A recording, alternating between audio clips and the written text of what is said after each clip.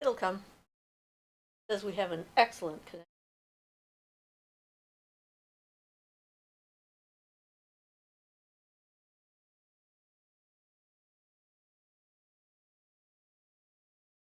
I guess I'll be there when I can. Moment it's all coming out as black. Got 30 seconds of nothing. Here we go. All right. I'm there now. Took it a while. Oh, Yep. I sat and waited. So I am alive. And I'm live. Grumpy Owl says hello. Hi, Grumpy Owl. Aaron says hello. Hi, Aaron. Welcome. We made it.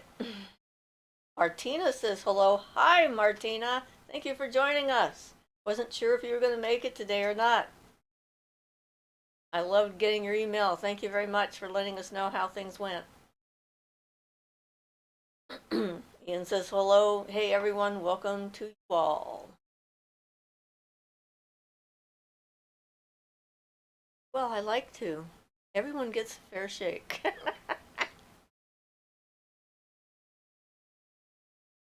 V7 says, hey, everyone. Hi, V7. Martina says, glad I managed to stay up late. Yeah, I know. It's got to be pretty late where you are. Would have understood if you hadn't been able to. So, thank you. We've been wondering how things had gone. So, appreciated your update on the Amethyst Crystal Web project and all the other stuff. That was pretty interesting. It was cool. I liked it. Is that a helicopter? yeah. Airplane? Okay. We're having some stormy weather here. It's been pretty exciting. A lot of hail, some thunder, lightning occasionally. Is unusual for our area. We don't get that many thunderstorms. And snow inland, of course. On the coast, we don't get, where we are, we don't get much in the way of snow. But yes,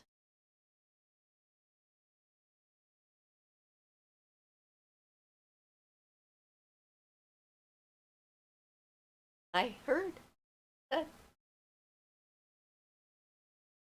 I Eve thought. says, hey, happy see you're live. It's very odd weather lately in western New York. Oh, okay. I think that says New York. Like the little heart thing is top of it.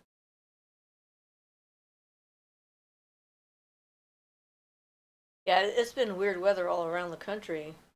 You look at the weather map and it's doing this weird undulating thing with heat coming up from the bottom and cold coming down from the top. And I can't believe the poor people in the Sierras are going to get up to 12 feet of snow.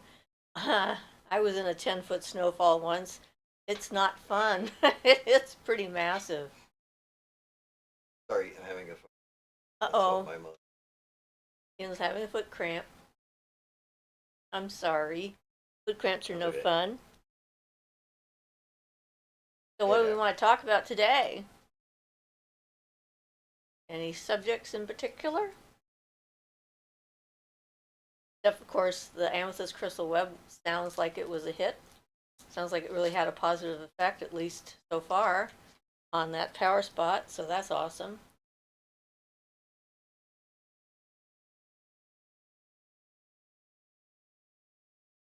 Martina says, guess this kind of weather is going to become a new standard.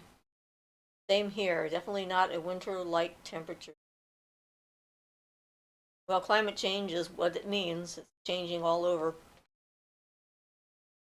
Had that huge fire in Texas, and it's like records are being broken everywhere. They even had a tornado in Fresno, California, which is highly unusual. I don't think that they've ever had a tornado there, so that was kind of odd. But things are definitely, on the move around the planet. We have to adapt since it's our fault. Yeah. Like we can only do what we can where we are, so and adapt. Admin says maybe talk about astral projection or dreaming and how spirits show themselves to you. Well, they certainly can show themselves in your dream. I've had that happen to me, and I know a lot of other people have as well. Not sure what to say on the subject of astral projection, except be careful and stay grounded so you don't get lost on the other side. And remember that just because you're in the astral doesn't mean everything you see is real in the sense of like physical reality, because thought forms can take shape in the astral as well.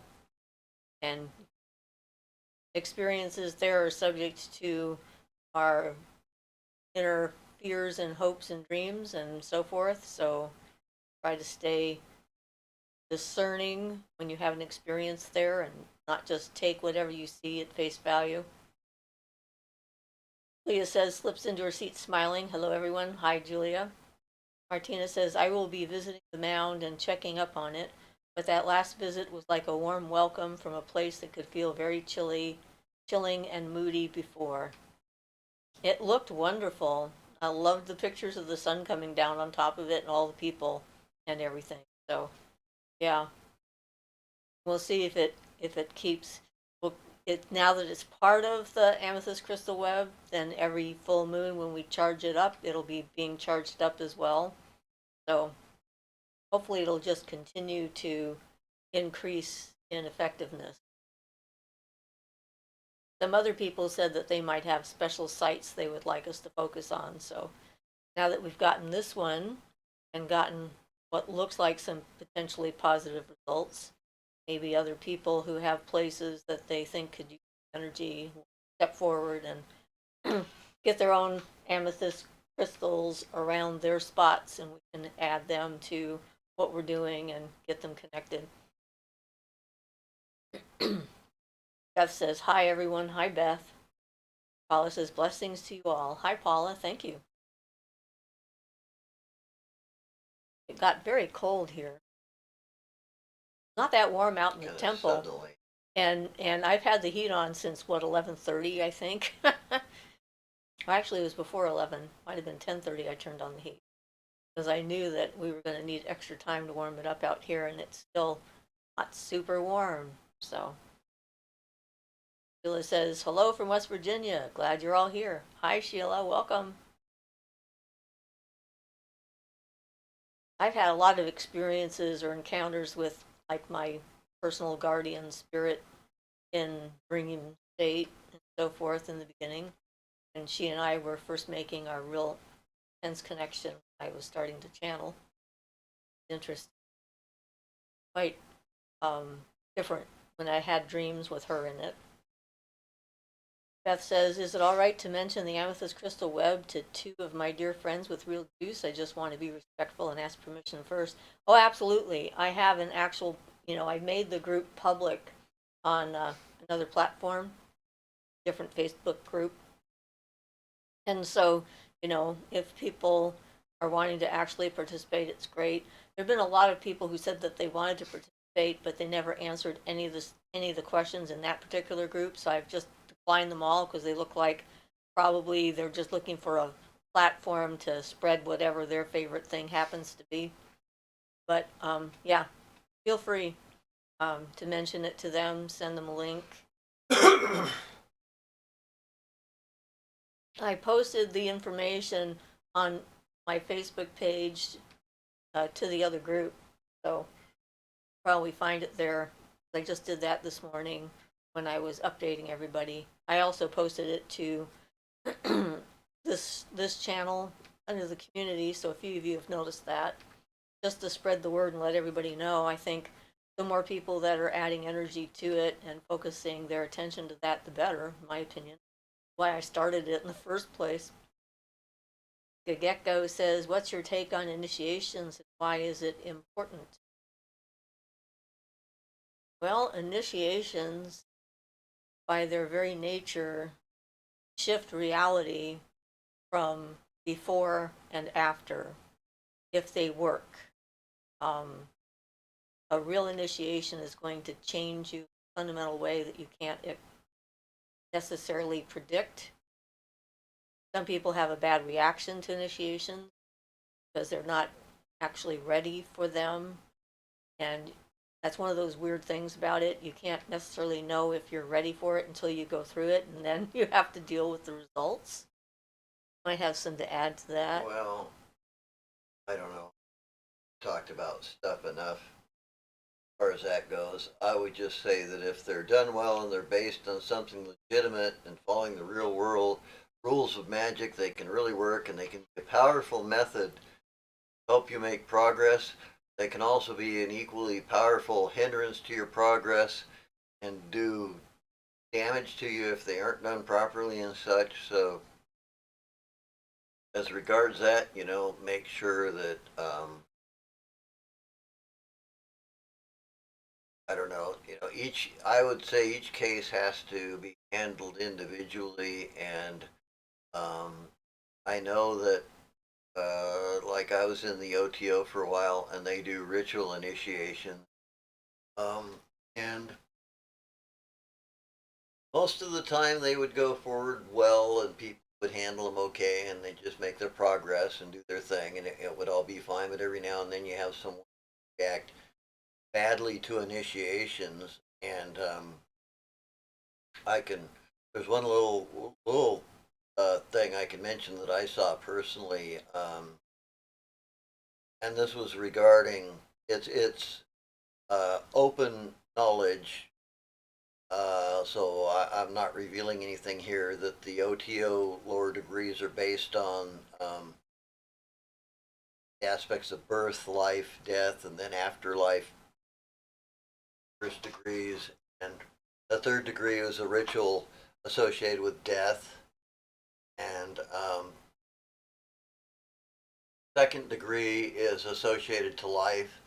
Somebody who went through the second degree initiation in OTO, it starts with the 0 degree, lets you take a look around, and is a mild initiation, stuff just to see if you react badly to it.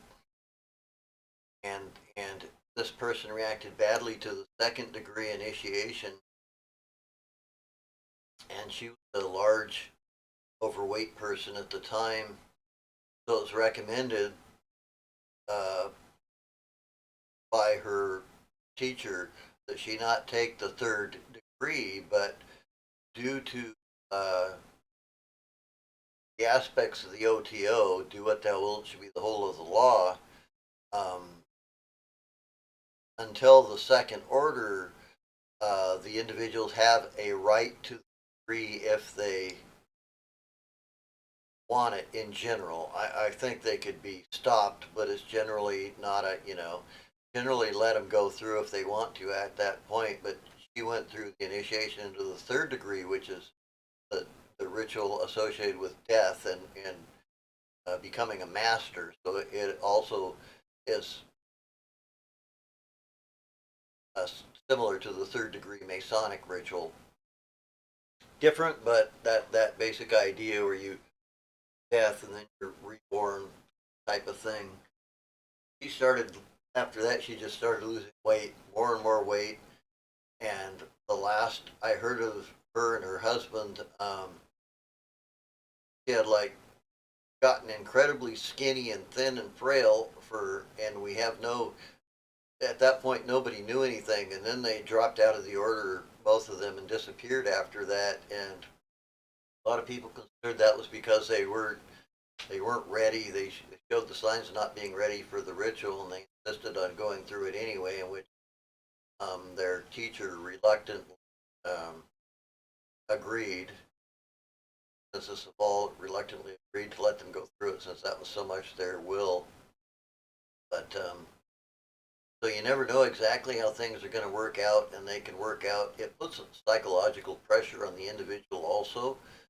You have to have a certain psychological strength and stuff. It's a hard question that I think needs to be addressed absolutely individually as far as the person goes and the type of ritual and stuff they might be going through. They can be of incredible benefit in ideal circumstances.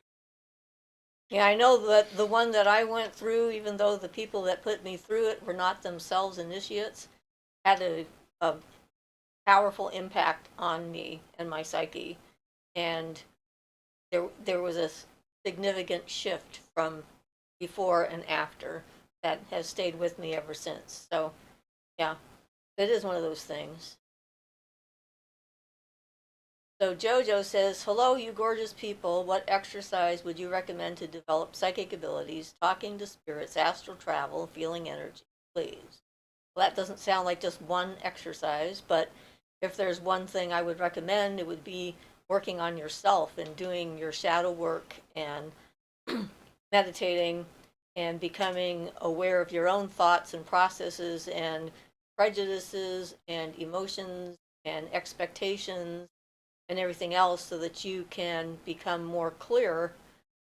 I believe that psychic abilities are a natural result of that kind of work and working in in magic, but not the goal.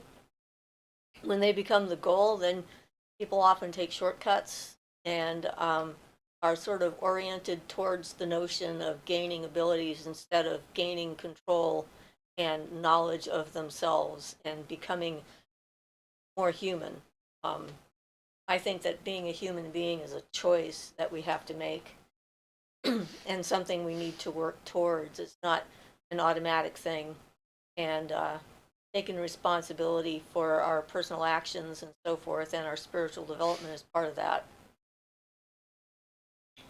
But I have a lot of videos up there on scrying and dream interpretation and some of my experiences with astral projection and mental projection, the differences between them, understanding what the different planes of existence are that you might encounter, and becoming familiar with that energy shift between physical, astral, mental, and spiritual is kind of important.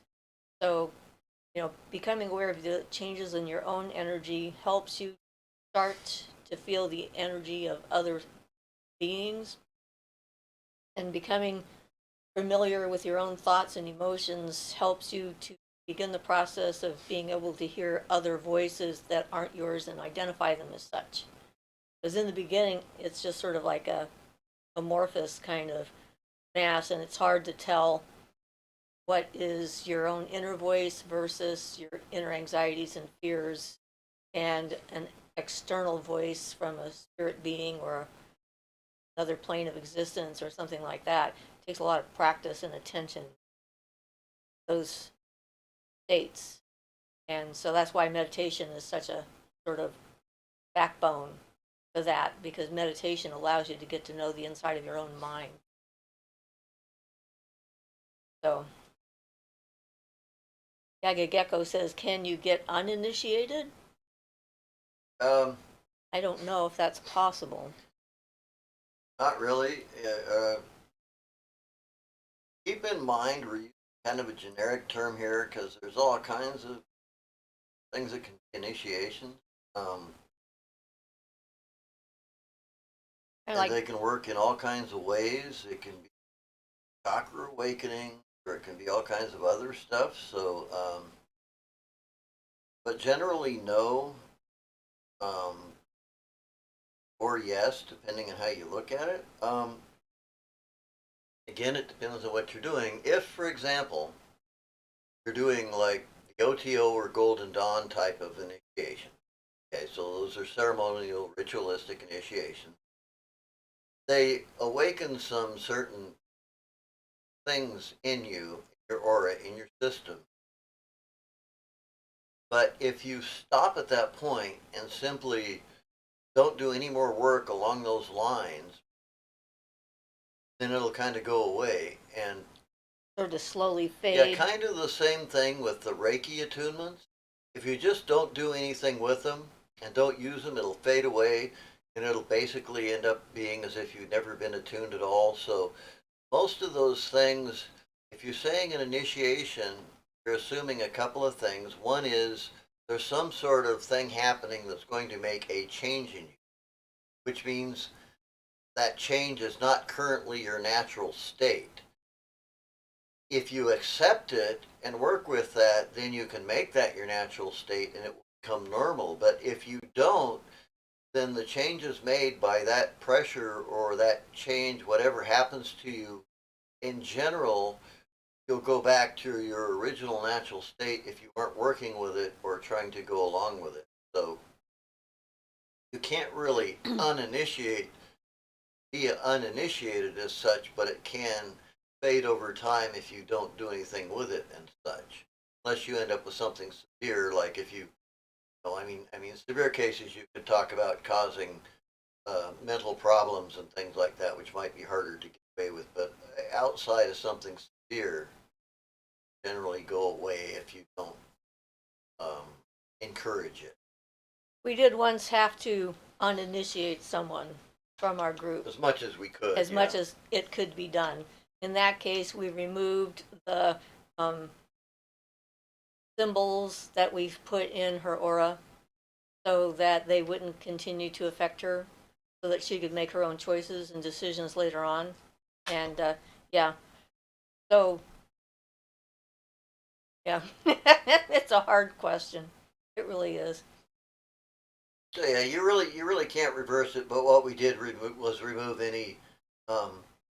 anything left so that she could fade back, and she certainly did.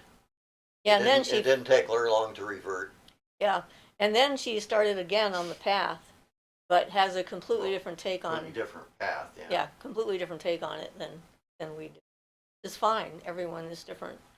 So, but we did that because we felt it was our responsibility under the circumstances.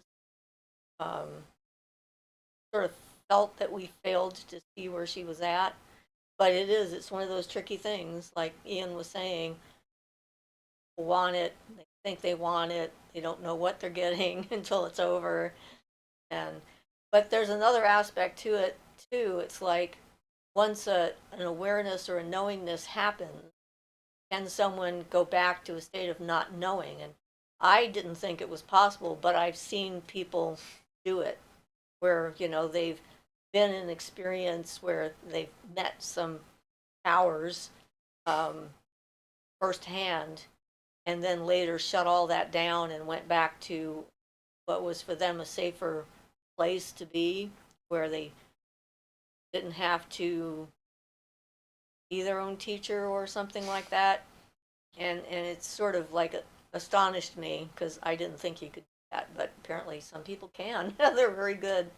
I guess the brain does what it can to protect itself one way or another. If the spirit isn't ready, then that can happen. But even if you can't be like uninitiated kind of thing, um, you can disconnect energetically from a group that has initiated you if you've decided that that's not your Yeah, path. if you know what you're doing and if you can do that, yeah. Yeah. Yeah. Hey, Robins have arrived. So Eve says thoughts on fasting for spiritual reasons and maybe help with a few pounds. Well, fasting is certainly a pretty traditional way to generate visions and so forth in almost every culture that I've encountered so far. When we went to Mount Shasta and participated in um, Charlie Tom's medicine, not medicine wheel, sweat lodge, he did like a 3 day fasting prayer walk on the mountain to get ready for leading the sweat lodge. And I think that is a pretty traditional method. It sort of takes the focus off of your uh, body's needs to digest food and so forth and puts all of your attention into a different sphere. Whether it works really well for losing weight, I'm not sure. I think some people think it does, and maybe it does. That they do say that eating less lengthens your life. At least that's the current um, information that's available medically speaking. And we know that telomeres uh, last longer. If you eat less. Yes, with 100 calories. Ah, the telomeres are the things that Tell your body how old you are. Cells. Yes, your cells. Individuals. Martina says, how can you tell that you are working towards a better version of yourself, that you made right choices, picked the right path? Does this knowledge come naturally? Well, it's a good question because it's going to be different for every person. Um, if you're, it's not necessarily evident by how your life changes, because if you're going through an intense transformation and you need to get rid of a bunch of stuff, then life can become incredibly chaotic and upended as you're doing that, because the universe is trying to adapt to the new you, the new focus that you have, and that kind of thing. So it's not just, you know, like how your life is working, and if everything is going your way, that means you're doing the right thing. I don't think that that actually correlates. I think it's something that you have to feel inside of yourself. You have to, for me, what I decided to use as my criteria was, would I be able to live with myself for all eternity? Did I like who I was? And that became the basis for my choices. And whenever I have a choice to make, I think about, what does that choice mean for me as a human? Um, does that make me feel good about myself or bad about myself? So that tells me if it's a good choice or a bad choice. Everybody has to figure that out, or, decide to become who you want to be, because that's what it's about, is personal spiritual responsibility, taking charge for your own development and making those choices. And it's okay if you make a choice and then later you decide that it was the wrong choice, because then you're free to change what you're doing. You can learn from your experiences and not feel that you're stuck with whatever it is that you've decided, because that, I think, is probably a mistake. You feel like, this is it once I make the choice, and the path evolves from every moment that you live, every choice you make, every word you speak, every action you do. You're evolving a relationship energetically with the universe around you, and developing that kind of feedback with the universe. So think about what that means. Um, yeah, that is the only real advice I can give, because the right path is the one that's right for you and what you're trying to learn. Sandcat says, hi all, so glad I made it. Playing catch up now. Hi Sandcat, welcome. Beth says, hi Sandcat. Beth says, it's an inner knowing for me. Yeah. I often describe it as like I have a place inside of me that I can show a decision that I'm thinking of making to, and by its response to that, whether it becomes more full of life or less life, it tells me whether it's a good or bad decision for me. And I don't know how to describe that. It is an inner thing inside of me that tells me what's right and wrong for me. Martina says, are there any signals from your body, i.e., feeling relaxed, at ease when practicing something? Smart question to ask yourself. Thank you.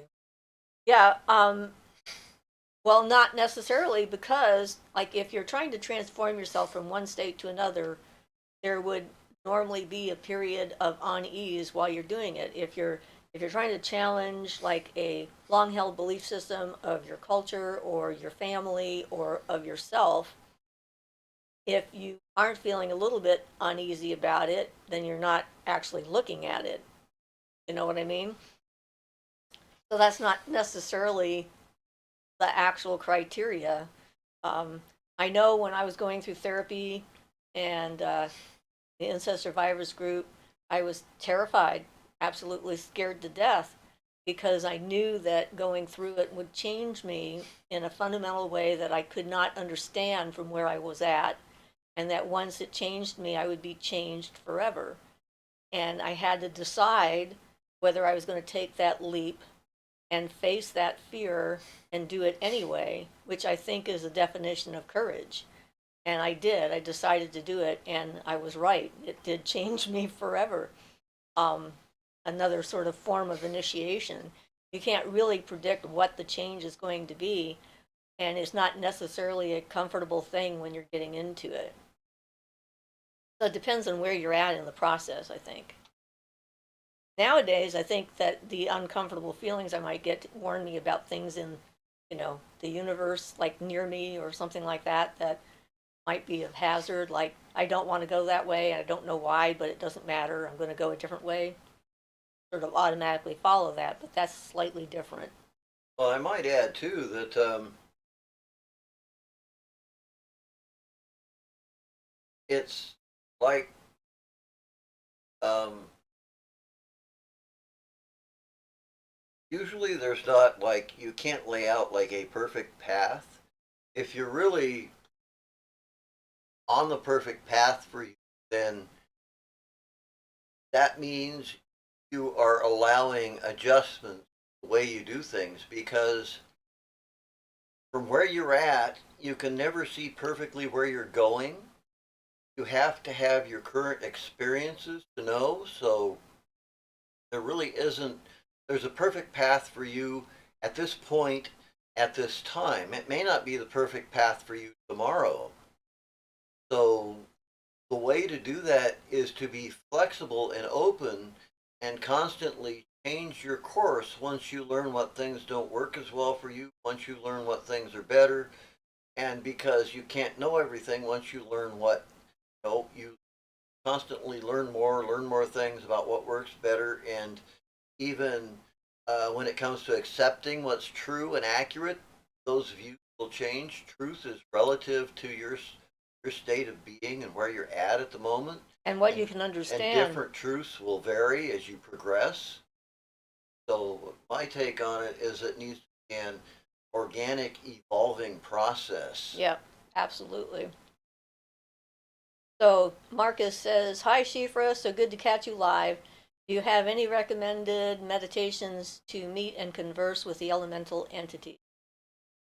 Well, I would say I've got videos up on all the elemental forces and so forth. So being acquainted with their properties would be number one. Um, Doing a meditation, there's a couple of different ways you can do it. You can use the tatwas, the Indian system of traveling into their kingdoms and remembering the uh, condition of when you do travel into that kind of a state of being, their realm per se, that you don't approach them, you let them approach you, and keeping your own essence in mind. And it's always interesting to see. Like, I had no problem going into the air kingdom or the water kingdom because I've been very familiar with them for a long time. So when I traveled into them, I used my astral temple, created my own astral temple, and then went there from that space into their kingdom, which is actually a good idea because then you have um, a sort of sacred and safe space that you've created on another plane that belongs just to you because you've made it. You're in charge of it. Everything that happens there only happens because you've let it happen. And it's interesting to see when you revisit it how it can change and reflect the changes that have happened in you. So if you're going to meditate on the different elements, going where they are and experiencing them directly is obviously a good choice. So, if you're trying to interact with air, you want to interact with it like on a windy day or out in the open somewhere where you can breathe the air in, think about what air does and its properties and so forth, and connect with it on that level. And sylphs, which are the air elementals, are the most subtle of all the elementals and the most difficult to actually feel. Ian and I both met a sylph on a walk in a local park. He met the sylph first and wasn't sure if it was a sylph, and then he took me on a walk where he had gone after and didn't tell me what he had encountered or thought he encountered, and I found it and identified it as the same thing. So, getting affirmation, confirmation from someone else can help. But there's a whole video on the tatwas too, so you can watch that. I think Ian is bringing one in. Are you? Or what? Oh, I never had to use mind. the bathroom. Okay, sorry. I thought you were going to get a tatwa. But anyway, there's a video on that, and you can make your own and You gonna get one? no, and use it for that purpose. Um, these things are experimental. For there's no one way of doing it, like we've said before. So, and remember that elemental beings are just a single element. They're not like a combination element. So their knowledge base is specific to the element that they're made out of.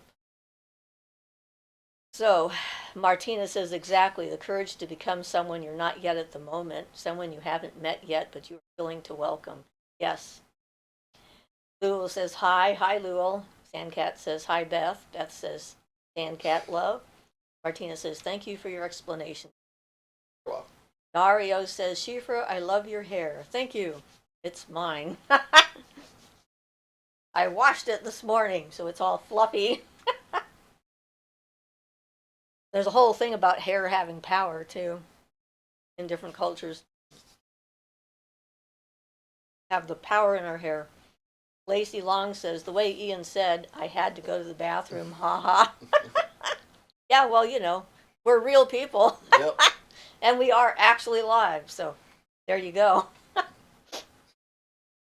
I was kind of surprised because I just went before I came out here, but oh well. So did I, just in Sometimes case. it goes through you fast. Sometimes that coffee gets an extra little Yeah, I think I had like, 3.5 cups or something. extra cup. For lunch, yeah. Marcus says, thank you for your answer. Very good points. I don't want to be that fool who rushes in. Yeah, and it's always good to, take your time. Gaga Gecko says, I heard spirits don't see physical things like how we see. They see your aura, not your body. What's your take? I'd say that's generally pretty accurate. My take And is they can probably see basically, your body, but yeah, I've done a lot of work with human ghosts and things like that, and they definitely do not see the world the way we see the world. They see it as sort of an amorphous, gray, foggy thing, and then people like me show up as like a lighthouse sort of thing. and many of them don't see time the same way, and Yeah, some of them have, though they could be limited to one element, they might have lifetimes of thousands and thousands of years. So, and they aren't in connection necessarily with our Earth zone where time is so. yeah, So that can be hard. A short time for them might be 100 years. that's true. Yes, and that's the thing. Time is very relative. When it comes to spirit beings in particular, I would assume, because they don't have the same markers that we have. Well, that's the way it seems anyway, and then Barton verifies that you can't. A lot of times that's part of the problem with like trying to get a spirit to help you with the lottery, and since they don't see time and things the same way. So I have to say, I got given the lottery numbers once by a spirit, but I was only able to hear 3 of them, and I lost it. But the 3 numbers that I heard were correct. The spirit gave me 6 numbers. I could only make out 3 of them, and they were correct. And I sure wish You'd you know, remember I, the I others. don't know if the others would have been accurate or not if I'd have been able to hear them, but my clairvoyance wasn't good enough, and unfortunately, I've never had a recurrence of that either. Yeah.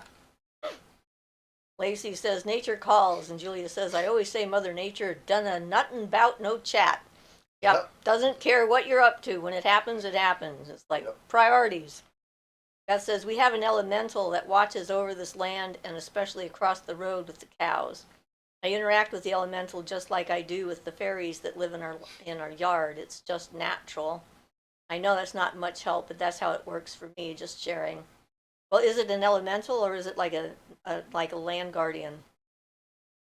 I mean, an elemental would be a fire elemental, a water elemental, an earth elemental, or an air elemental. That's what we're talking about when we say elementals.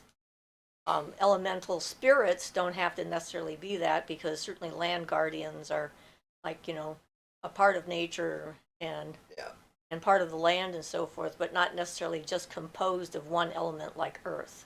Although that would be the majority of what they had, I would think. Well, and then that depends on the one, Yeah. There's all kinds of Yeah, we have a land guardian here that I met that lives across the road mainly, that came into my house one day that I was sort of unexpected and didn't realize until after the series of events happened why it came in, and it was trying to do me a solid and warn me about the person who was in our house. So if that ever happens again, I'll know what it means. Next time I'll go like, okay, there's a stranger in the house, they need to leave now. Let's figure out how to get them out the door. So, that kind of thing. But Beth says it feels like one, but it shows itself to me like the largest trees you've ever seen, but walks. Yeah, that sort of sounds like a land guardian kind of thing. And it was pretty interesting when I met the forest troll, which is, I guess, the type of guardian for the forest, but not the land guardian kind of thing I had met previously. That was certainly quite the experience to be a forest troll. They're quite intense looking, very strong, very, very strong and big. B7 says, got to go, but interesting chat as always. Glad I caught some of it this time. Okay, bye. Have a good whatever else is going on in your life until we see you again. Be in here. Yep.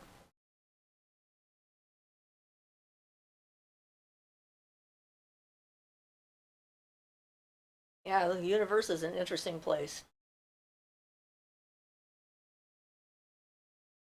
Dario says, Siofra, have you ever had DMT experiences?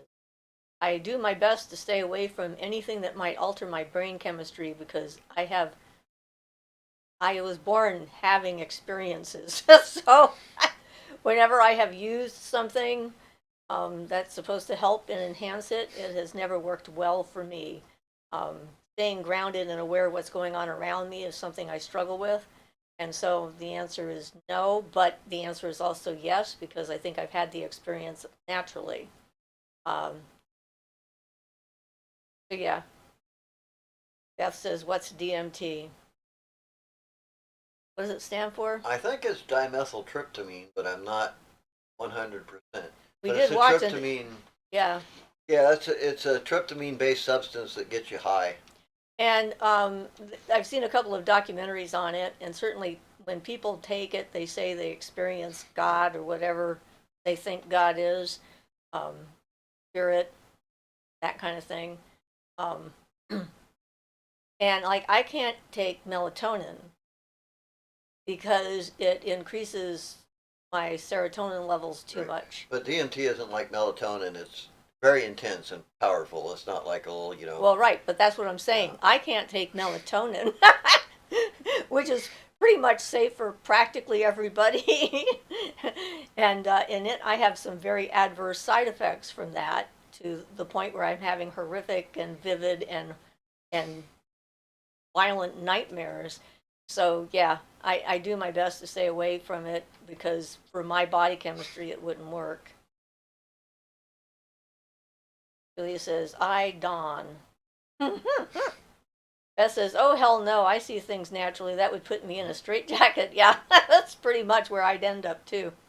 Gaga says, is there anything I can do spiritually to add an extra 1,000 years to my life? Live longer? Become reincarnated and remember it? And then it That's doesn't matter what usually body the. you're in? Yeah, I mean, that's usually the solution to that. The immortality conundrum is if you remember your past lives and things, and that is a possibility. And Barton, in fact, mentions of it being to the point where you can. He talks about the dangers of it. For instance, reconnecting with your old bad karma and feeling guilty for past misdeeds, things like that. But he also says that you can get to the point under some circumstances, if you're a great adept, I might add. So become a great adept first. That's the moral of that story. But then you could reach a point where you can remember past languages and things, he says, as if they were yesterday and make use of the abilities you had in past lives and things. With the downside that those memories will be so clear as if you just did those actions for good or for bad. Yeah. So he says in most cases, that type of curiosity is paid for very dearly. But there are life preserving things, but some of them are questionable too. You can kind of mummify your mental and astral body, and so you don't the negative aspects of the elements don't affect you, and so they stop the breaking down of your body and stuff. But that also kind of puts a stop to your progress. I mean, so if you're going to live forever, your body has to. I mean, if you're going to live like longer, your body has to regenerate. It has to get rid of the old things that damaged it, and let those go and regenerate and make new tissue and stuff. Well, you kind of need the same thing in your life. You can't update if you're just stuck in one place.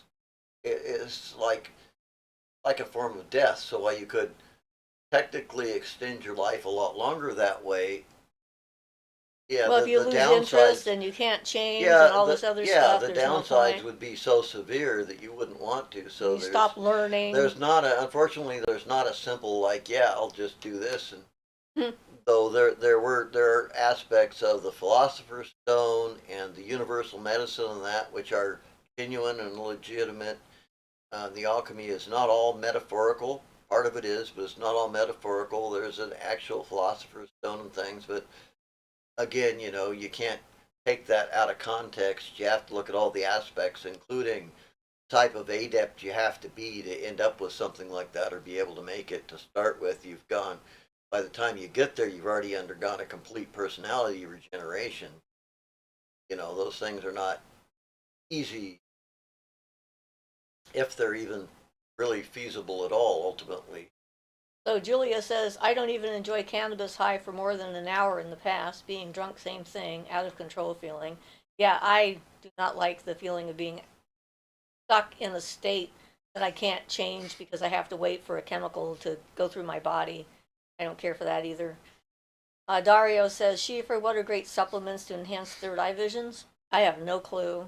I mean, being healthy and doing your meditations and stuff like that, I don't know that there is a definite supplement that helps to enhance your third eye ability.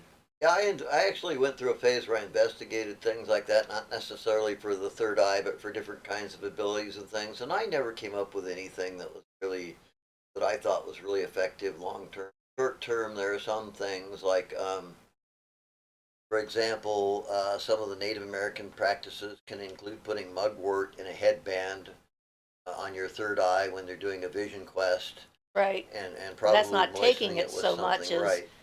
That's applying it connecting as a with the plant. compress Yeah. and drinking acorn tea. We have a book somewhere by Well, Medicine Lake mugwort Grizzly tea is Bear. supposed to be good for dreams and might enhance Yeah, visions too. yeah. We have a somewhere in a book we've got a recorded incident by Medicine Lake Grizzly Bear on doing that on a vision quest. He's one of the shamans we actually met. Yeah. He's the one who actually handled the staff of mine. That's another long story, but he was a shaman down in the Shasta. I don't know if he lived down near Yeah, Shasta. he's from Medicine Lake. Yeah. That's Well, why. I guess it's true. It is down there, isn't it? Yeah. So Lul says, what is the attraction in immortality? I'm not sure because I don't have an attraction to it. I like the idea of reincarnation, frankly, and being a part of the natural evolution of things, and because being a pagan and nature in the world and everything grows up and then dies and then is reborn, that sort of stuff.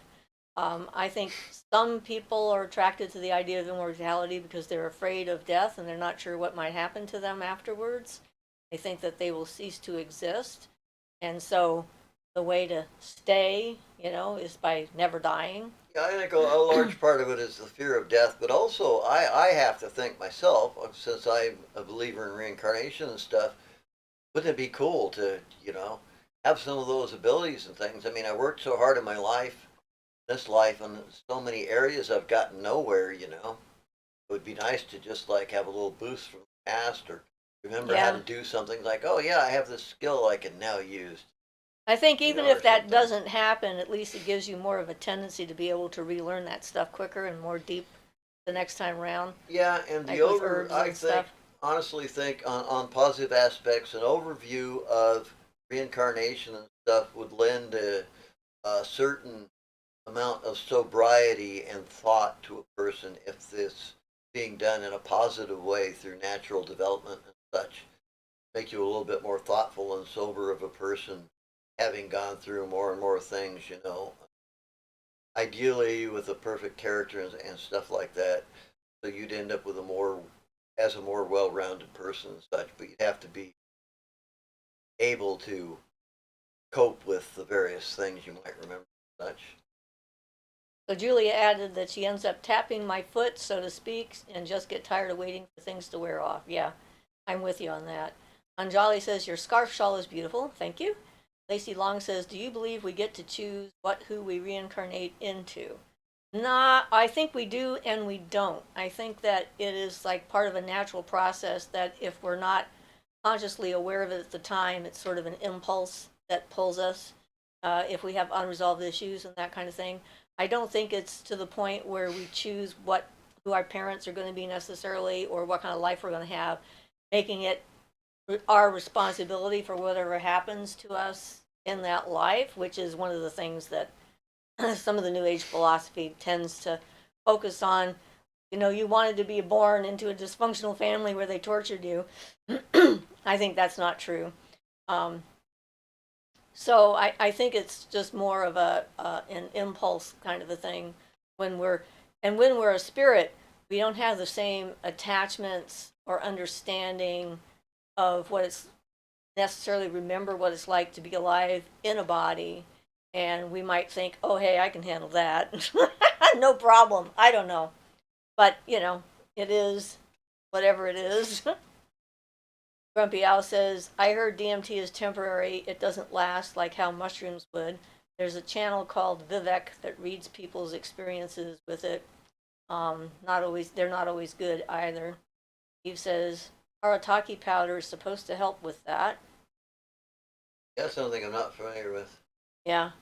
Steve says, Haratake is supposed to decalcify the pineal gland. I have a lot of astral travels when I take it and hear the trees, so it's cool.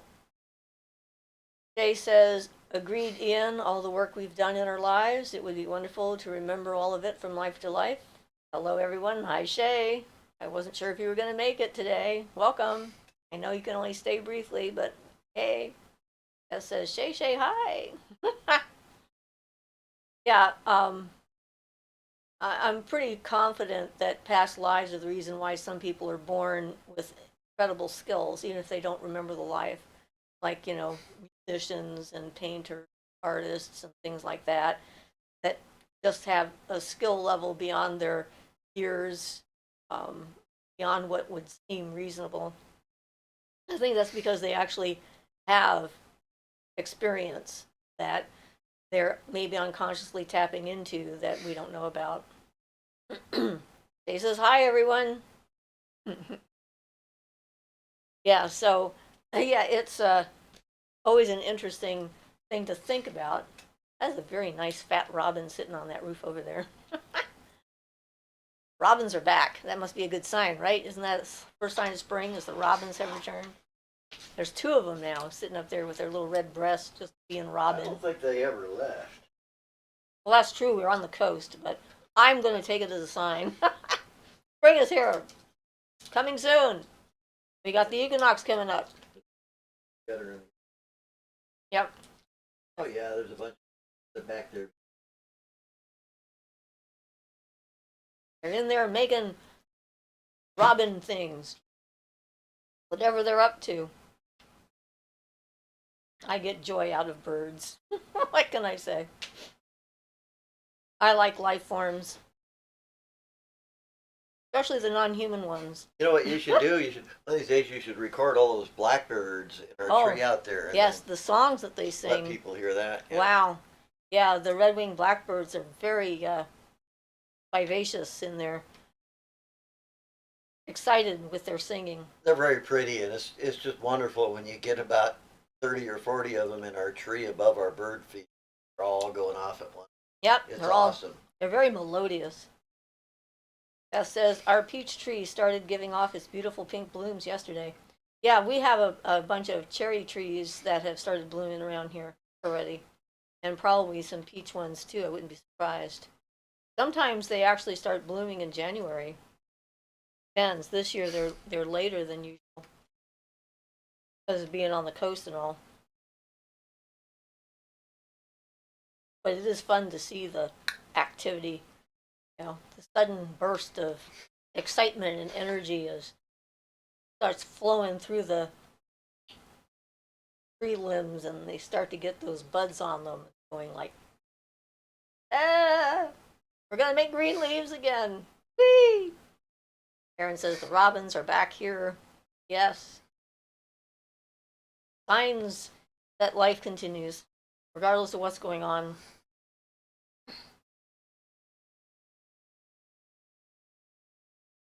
It's pretty cool.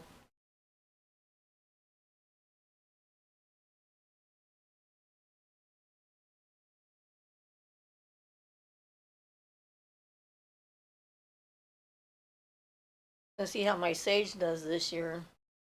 I've got 4 plants that I grew from seed that are out in my garden, and 3 are doing extremely well. One of them doing okay, so I'm hoping it's going to survive. And then I'll have some cut silver sage that I can dry, and if I have enough, I can sell it on my Etsy site for people who don't have their own supply, and then they know where it's coming from, and it's not something that's like making an environmental impact, making it bad. Well, I decided to buy the seeds and grow it myself. I thought that way would be a better method. And I like doing that kind of stuff. So got some nice lavender too. I think I have 4 different kinds of lavender right now. One of them is just like crazy. The new bunny loves the lavender. He likes it a lot.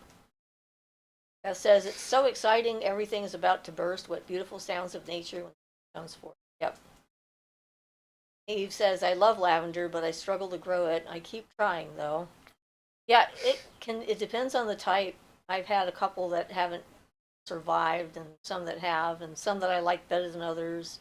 The scent, the one I've got right now that's growing big guns is the leaves are incredibly fragrant. They don't make as much of the spikes though. So I have several other varieties that make the spikes. Lulu says, I wish you could see my son's garden. He's a plant whisperer.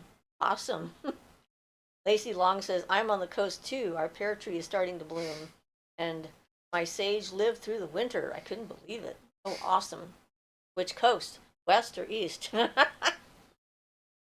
We're on the west coast. They actually had a water spout on the coast yesterday. Somebody got a picture of. Julia says, that sounds like a wonderful idea, Siofra. So respectful of the spirit in helping others. To not have issues with ethics. Some do either by appropriation or by decimating natural resources. Yeah. Lacey says, I don't think I knew there were so many different types of lavender. Oh, yeah. Yeah, there are a lot of different varieties. So check into it and see. Um, I'm thinking maybe I'm going to look into some, what do they call them? Heritage seeds. And maybe try to grow some varieties from heritage seeds to keep old species or varieties alive that aren't hybridized so much, just to keep some variety going. Daga says, in my opinion, I think it's both where you choose to come down here on this plane, but you keep reincarnating over and over due to your intent. But I don't know. I'm just trying to figure this out. Casey says east, Charleston, South Carolina. Yep, different coast. opposite opposite ends, but hey, yay. Spring is in the air across the country. That's a good thing. Oh, here comes some more hail. Just a little bit. And Julia says lavender is not a real substitute, or lavandin is not a real substitute for lavender, by the way, and isn't edible when authentic lavender is and can be used in cooking. Never heard of lavandin, so that's. I don't think I have any of that. Can you grow it, or is it just something you can buy? That says I love Charleston, South Carolina. Yay! It's always good to have someone on the channel that likes where you live. So if someone is a fan of Lacey's location.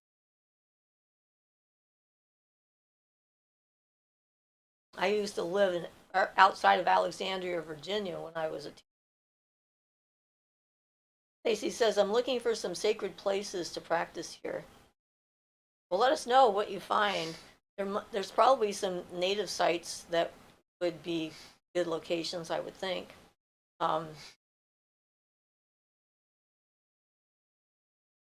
Be interesting anyway. There's power spots everywhere. Of course, any kind of a nice woodsy, out of the way place without a lot of people can become a sacred space for you. Connect to the planet. It seems to be easier to connect to nature when you're in it than when you're just thinking about it. Julia says, I've been looking up southern coastal Oregon and enjoying the YouTube videos I find about it. Yeah, it's a lovely place. We have some wonderful locations around here. Right where we are on the coast, the ocean is incredibly dangerous and very, very cold, so it's not a good place for surfers. Boy, it's really coming down now. It is. Yeah, we're getting one of the downpours. Impressive. Gaga says, what's your take on Manly P. Hall? Have you heard of him? Oh, yes, we have his book. Yeah, we got his big book of The giant big book with all book the of everything, prints whatever in it's it. called. Yeah. Yeah, definitely an individual of his time. Um, Lots of good information though. I mean, not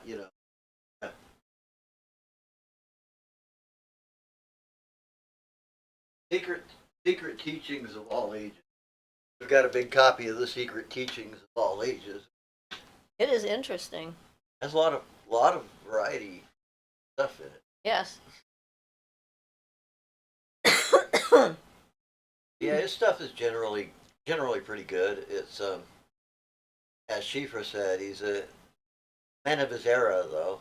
Well, yeah. Yeah, so you have to. You always keep that in mind Yeah. when you're interpreting the information.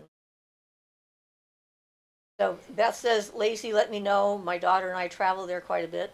If you find a secret spot, I guess. Sandcat says, I have to go. See you all next time. Bye, Sandcat. Bye. Thank you for joining. Yeah, the universe is a fascinating place.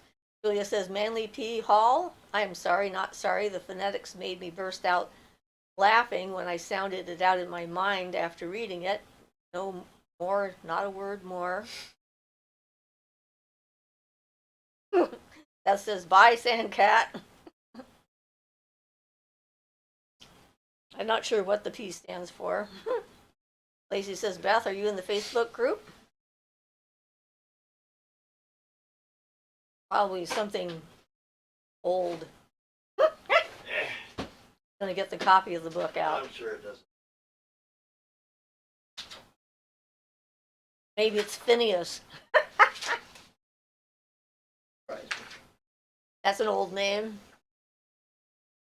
Oh, the birds are liking the sudden rain. They're all gathering in the tree.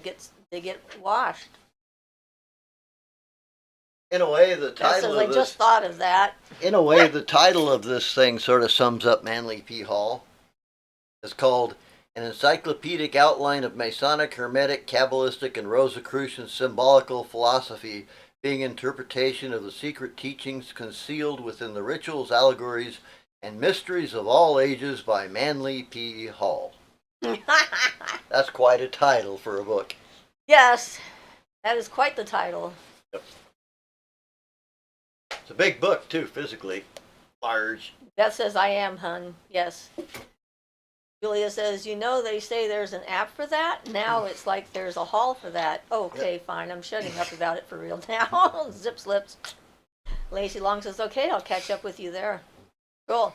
One of the reasons why I started the private group, so people would have another avenue for connecting. Since really, you might see each other's names and stuff on here, but not really an avenue for connecting that way with others. Although you can always send me an email, and I can forward it on, which is what I've done a few times. And one of them turned into a relationship. It's still going strong. I was reluctant to do until I heard from both of them saying yes, they wanted me to. So I try to vet that kind of thing. Eve says, "What is the Facebook group name?" Siofra's Magic Alcove.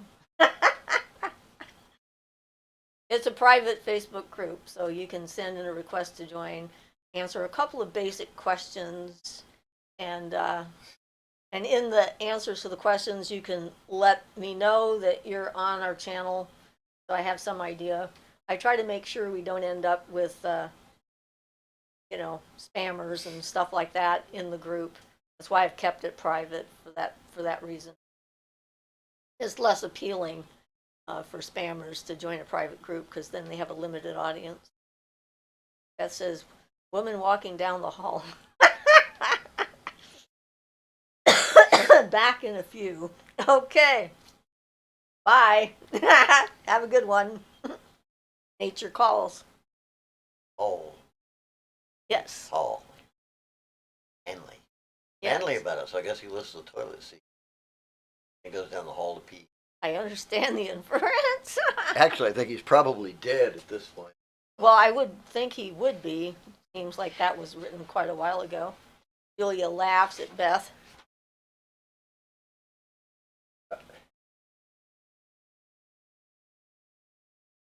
Does it say when he was born and when he went away?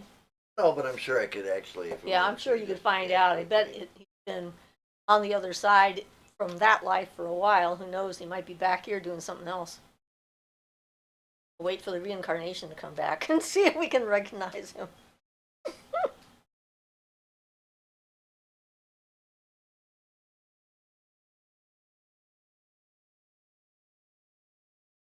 18th March 1901 to 29 August 1990. Wow, it wasn't that long ago he passed. 70-year career. Huh. Gave thousands of lectures and published over 150 volumes. That's a lot of books.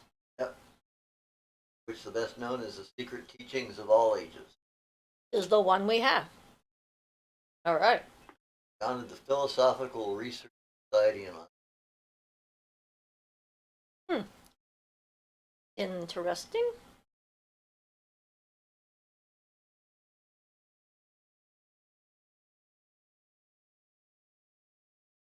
a pamphlet called Wands and Serpents. I'm sure we could have fun researching him Well, and seeing considering what else he he might actually come. did that many writings. He have that many writings. I'll have to look and see. Some of them might be available. Nothing says Wikipedia stood. Nothing? Not No. even his Wikipedia page? Nope. Well, I guess it's a secret. Maybe it's his secret hidden magical name. Probably. Probably just non-interest. Well, I don't know. Everybody found out what, It's just like- could be just like James Peter. T. Kirk stood for. Gaga says, "I have so many books, I feel kind of lost." Yeah, you have to at some point decide what you're interested in. I was thinking about this actually earlier today, that I'm not in the seeker phase anymore. It's like I went through it for a long time, obviously, trying to figure things out for myself, etc., or understand the nature of the universe as far as I could comprehend it, etc. And I'm still interested in lots of things, but I'm not in that phase where I feel the need to try and seek out answers to questions.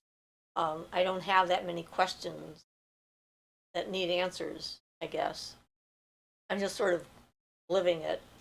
I guess that's what it is. I don't know. But yeah, so it's interesting, the different phases that we go through in a life.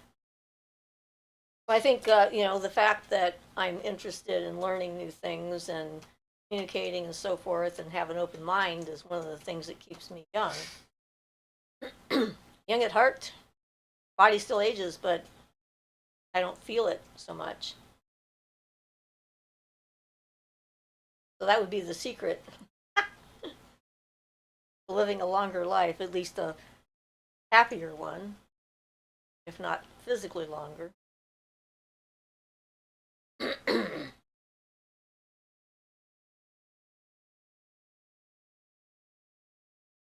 Phoenix says, I mentioned a week or two ago about sky entities that can masquerade as birds, airplanes, balloons, etc.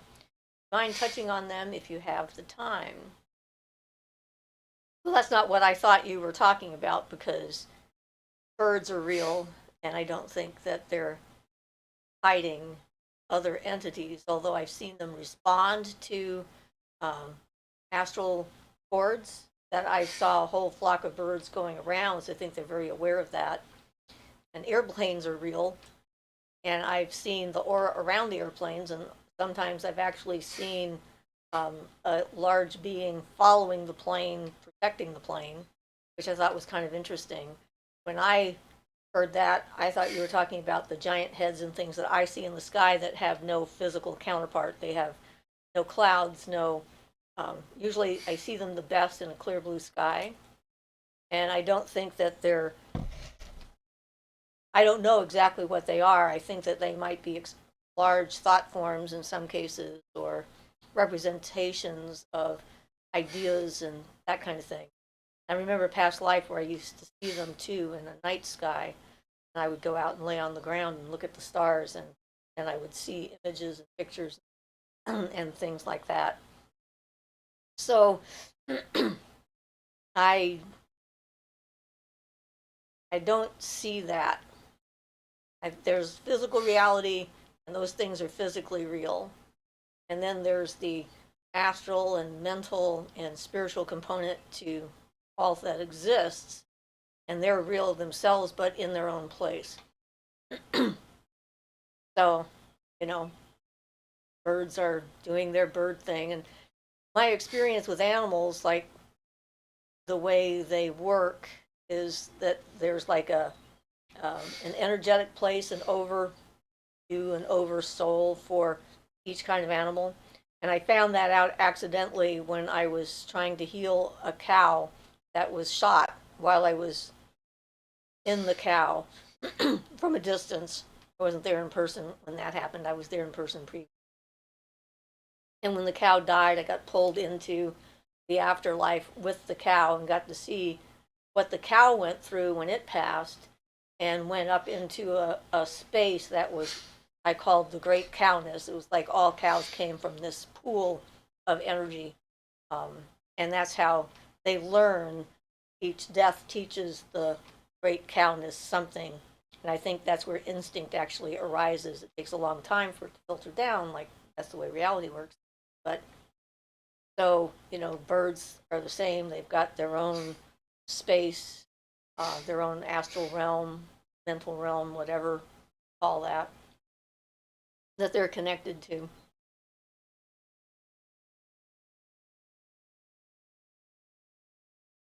Aaron Jones says it might be Palmer.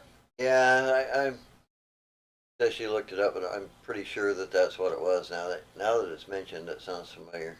Okay. Henley Palmer Hall sounds right. Yeah. Julia says, I have this off the cuff idea about why most people don't really want immortality. I feel that the progression of physical issues as you age makes it easier to accept the transition of death. Woo! Welcome back, Beth. Hope all the plumbing is fine and dandy. Oh, God, why did I get on this tangent? Phoenix says, perhaps masquerading isn't the correct word, but I've personally seen some kind of intelligence that can seem to project themselves as these things. Anyways, thanks for your input. Well, I haven't seen that. That doesn't mean it can't happen. Eve says, interesting experience with the cow's death. I often am intrigued how sacred they are to some group. Yeah. Grumpy Al says, UFO community talks about these sky entities. The UFO will change itself into an airplane. Sounds crazy as they say it. Yeah, well, who knows for sure when it comes to that. But if there's people in there and they're going somewhere, I imagine they think it's real. Beth says, Julia, I love it. Being silly sometimes is good for our well being. Yep. And we don't know the answers to every question. There's no doubt about it.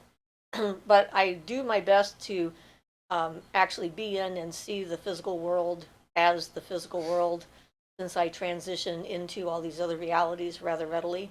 And it gives me a base of operations from which I can go, see, do, experience, and then come back and be grounded.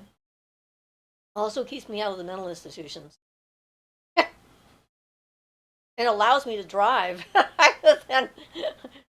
Because I believe the road is there. And even if I see those horses sometimes running down the road as I go by, I know that's what those are. It's like, nope, I don't have to worry about that. There's no horse there. Not now. And that's the thing, is like things can imprint upon themselves, and thought forms are what they are. There's a thing going on right now I have run into where people are saying that if you become lucid in a dream and you tell a character in your dream that they're not real, then they become aggressive.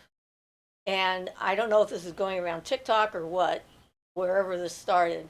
But apparently, whoever started this or the people who joined in don't understand how dreams are made. Because the more you focus on what you're going to have happen in your dream and think about it, the more likely it's going to happen in your dream. Someone on my friends list had it happen in his dream, and he was walking a dog in his dream and became lucid and told the dog that he wasn't real, and the dog attacked him. He says, now they're right. I'm like, confirmation bias is a real thing. And dreams are so ephemeral to start with, and they're created by our experiences, our thoughts, our expectations, our belief systems. All those things come into play. And I see this on my page, and I'm like, well, of course, because you've been focusing on this, going into the dream, thinking, I wonder if they're right, that when I confront a person or a thing in the dream, that they'll be aggressive and attack me. And voila, they attacked. So I think that sometimes our assumptions about what's really going on are so colored by our own personal unconscious agendas that it's difficult to tell what's real and what's not. Phoenix says, yes, at Grumpy Owl, a small pocket in the UFO community talks about this. Doesn't seem that well known because, well, it makes one sound out of touch with reality. But it's an interesting phenomenon. So when it comes to the things that we see that aren't physical, that are, um, our spirit sight, our third eye vision, um, whatever you want to call it, our attitudes and expectations color what we see, which is why I keep talking about, trying to stay uh, as discerning as possible and not just believe the whatever it is that happens and comes to you, because it could well be that. Beth says, I dream weave so much. If something is in my dream I don't want, I push them and tell them to get out of my dream. Well, yeah, when I lucid dream, if there's something I don't like, I change it because you're in charge of your dream. I'm not going to let some dream character attack me. There's no way. Grumpy Owl says, I've heard a couple of encounters where people saw airplanes that were impossibly close to the ground or by their aircraft that they should have crashed. I've seen some videos that were obviously faked, but I've never seen anything like that in person. Speaking of Beth's thing there, something that I used to have, I went through a phase when I was younger when I had a lot of nightmares. And somehow I managed to teach myself when I'm being attacked in a dream or something by something non human or what have you in my dream or a nightmare or something. I somehow taught myself so that I can throw a pentagram in my dream as if it was like a ninja throwing star at whatever it is and banish things in my dreams. It sort of happens that I can't lucid dream on purpose, but it seems to sort of happen because I had to deal with that for a while, that I kind of learned that when that happens, I sort of become lucid enough to be able to do that with pentagrams and throw pentagrams at them. And just an interesting thing, the things you can learn to do. And there's the cultures that deal so much with dreaming, dream reality, and stuff like that. That when you have a nightmare, the thing to do is to confront the nightmare and take control of the dream, not to let it attack you. So these people don't know what they're doing in their sleep. Goodness. They're all going together. Yeah, this is true. Yago says, I have this book that talks about the universe in a dragon-like perspective. Like when you start as a fetus, you're in your second geometric shape of the primal dragon. Sacred. That's what I said, sacred. Oh, it sounded like you said second. Sorry. I don't think I did, but maybe I did. Maybe I did. Sacred is correct. Whatever it was, that's what it says. Sacred geometric shape of the primal dragon. I heard a theory that, frogs are the second shape before a dragon, tadpoles are the first, and that frogs turn into dragons. Thought that sounded kind of fun, if fanciful. I'm sure the frogs are surprised. Some of them became a dragon. Kaga says, and you're the reflected physical features of your dragon ancestors. People like to put things in their own stories, don't they? And try to shape the universe to fit one point of view. That says, that was cute, Ian. Made you giggle.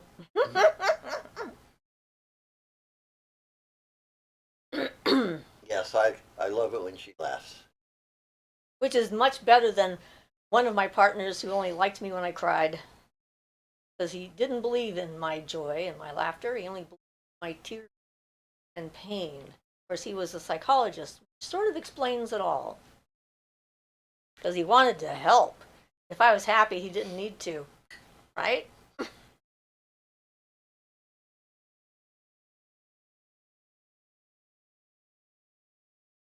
Ian makes me giggle a lot. Sometimes even on purpose. Yeah, but most of the time accidentally. If I'm watching a TV show and he leaves the room and I start laughing, he comes back in and says, I missed that. What made you laugh? Because he wants to know what makes me laugh, which is good. That's a good thing. I think that's a good thing. It's always good to know. I get his sense of humor most of the time. No, it can be kind of strange at times. Can't do it on purpose. It just pops out. Me, I do accidental puns. And when I do one, I'm always surprised. And then I always note it and tell everybody, oh, look, I did a pun. I wasn't trying to do a pun. I didn't mean it as a pun, but there it is. And it's quite brilliant. Now I can't remember any of them. Eve says, laugh out loud, sometimes even on purpose, Ian says. Yep. Gaga says, they say a dragon is one of the strongest spirits to have around, so it kind of makes sense. Well, certainly dragons are big and powerful, the ones I've met. The ones I've seen from an airplane, and the ones I've seen in the sky, and the ones I've met in the forest, and yes, the ones I've met in my dreams. They're kind of a neat energy. Amy smiles and laughs. Apparently she thinks we're funny. That says, I know you do. I felt a little flirt energy. Yeah, well, he is my lovey. My hubby. Julia swats forehead at the psychologist-ish. When I went to college, that's what I was wanting to be when I graduated. Didn't finish because I had other obligations, but that was the plan. Well, he was a Jungian as well, and so dreams were way important, so I learned a lot about dreams and annoyance. By the time I left him, I was on the verge of like hitting him in the head with a baseball bat to save the rest of the planet because it was very annoying to me. Grumpy says, majority of videos are faked, but hearing and seeing the person speak about what they saw can be hard to fake.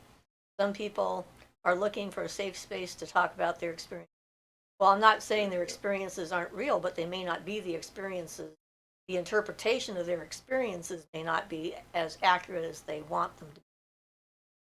Because the human mind is pretty interesting, and certainly when I have visions, I see a lot of stuff, and not all of it is real. Some of it is projected from my own reality. That's what I'm saying. But hey, people have to follow their own path and figure this stuff out for themselves and what works for them. I'm happy with where I landed at this point, and like I said, it keeps me out of the loony bin. That says, hi, Grumpy Owl. Julia says, hey, the other day I had dreams of very young puppies needing fed, very critically so, and I had a house full of people just to keep it Jungian. Yeah. Grumpy Al says, for the most part, they don't know what they saw and are looking for. Yep. Sometimes what we see is not what's real, the way it works. But yes, a bunch of young puppies that needed to be fed. That's a lot of work to take care of. When I first started going through the incest survivors group, I had a lot of hidden gardens that I found in closets and things that were growing in the dark, which I thought was pretty symbolic and obvious. So yeah, that was kind of cool. I liked that. I think I said hi, Beth. No, we're going along. We only have 5 minutes left. Wow. Oh, That's a surprise. I looked at our timer. I'm like, okay, then. I guess we're getting close to our end here. We had fun talking again. We love it. It's always different. There's always new things to consider. He said, yes, I am sure it's a metaphor for a lot of issues that need to be taken care of despite annoying distractions or not. Time flies with good company, says Beth. Yes, it does. And interesting conversations are definitely one of the ways to make time fly. Like one of the things we enjoy about the channel is we have you guys to bounce ideas off of us and us to bounce ideas off of you, and you don't have to try and make us right or you wrong or you right and us wrong or anything like that. It's just all a matter of perspective. Lulu says, have a great week. Thank you. I'm hoping to have a great week. Get to see the doctor on Thursday and I'll find out what my blood test says, I guess. So I'm hoping for good results. yes, and thank you all for being here, making it a wonderful chat. Yep. Time for one more thing or something. Well, we got 4 minutes, 3.5 minutes. Somebody has something quick. They just want to all come in and say goodbye. That's fine. Life is interesting. I like it. I guess we're going goodbye. So, everybody, have a good week. You guys, too.